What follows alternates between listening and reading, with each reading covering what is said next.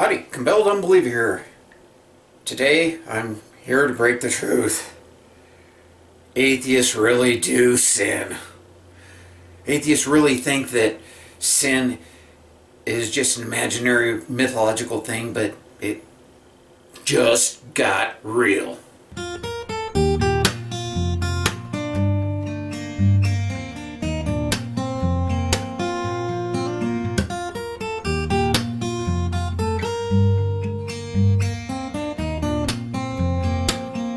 The root of the word sin comes from the Greek, which means to miss the mark. And often, as much as we try to be as honest, to be as real as we possibly can, we do miss the mark. That's just being human. So today, I kind of like to talk a little bit about that. Often when atheists talk to Christians about Bible translations, yes, we actually are more correct most of the time. And the reason for that is because we don't care about dogma. We don't care about making our point to defend our religion. And so Christians will often dispute translation with us, and we fall into that trap. The problem is that we're actually engaging in that conversation. If God really truly wanted us to know His words, if there was a real God that was benevolent and good, it would be impossible for us not to understand exactly what He wanted us to know. When we engage in these conversations about what is the correct translation, even if we go back to the Greek, the Hebrew, the Coptic, the Aramaic, and we actually find what is a more actual, literal, proper, or even contextual translation, it doesn't matter. They want the translation that fits their dogma.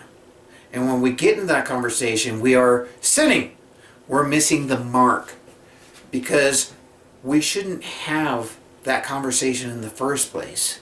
And the reason for this is that we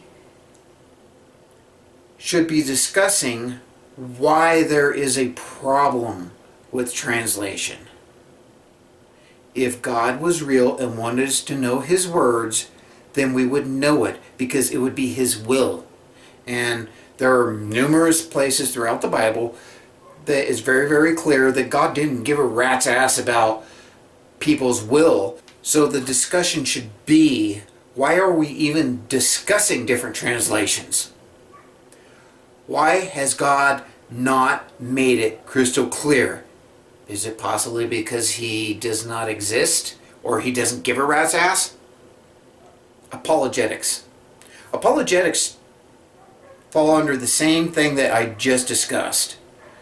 We get sucked into this idea that we should defend the Big Bang Theory, that we should defend evolution. Yes, evolution is absolute fact. We all know this. And they want to dispute that. But the problem is that we're engaging in the conversation itself. Apologetics is defined as a reasoned defense. Why would a lowly, stupid-ass human being actually even have to defend God? So the conversation should be, why are we even having a apologetic conversation?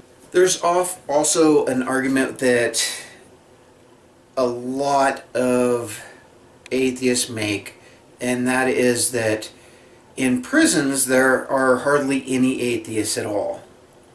Now, I was actually a correctional officer for almost 15 years, and we are actually missing the mark on this one, and this is just more technical kind of thing.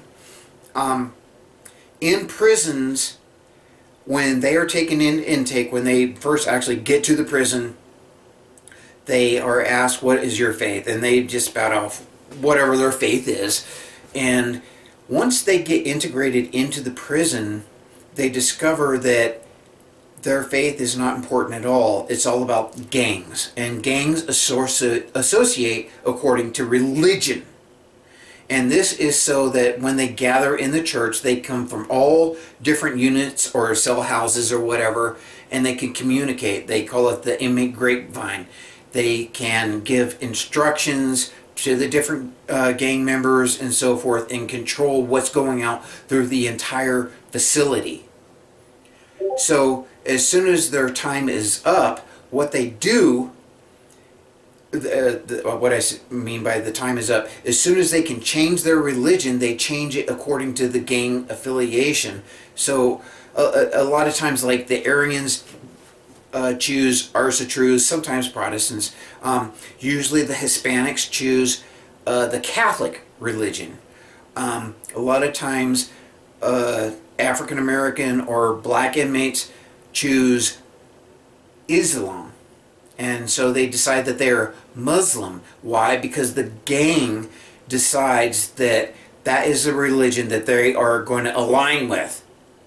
And so when we get the statistics from the prisons, what is reported is what they claim as their faith, not necessarily what they actually believe. One time I was kind of a unprofessional person, and I was serving food trays to an inmate in maximum security prison. This guy was an absolute positive white supremacist. Okay, but when you say that you're Jewish, you can get kosher meals that are prepared outside the prison, and it's a different type of meal. The menu is entirely different, and a lot of times these guys just want to change. And so I was kind of being a smart ass, and I handed him his tray through the tray slot and everything. I says, "Oh, I didn't know you were Jewish." And he looked at me straight in the face, and he said, "You know I ain't no fucking Jew." Because he was white supremacist. And the motivation for him choosing Judaism as his religion was food. That was it. Once he got out into the population and so forth, he would, of course, probably choose it. In his case, Ars Truth, which kind of is an Odin, Thor kind of religion and so forth, because that's what usually the white supremacist, the white haters kind of choose.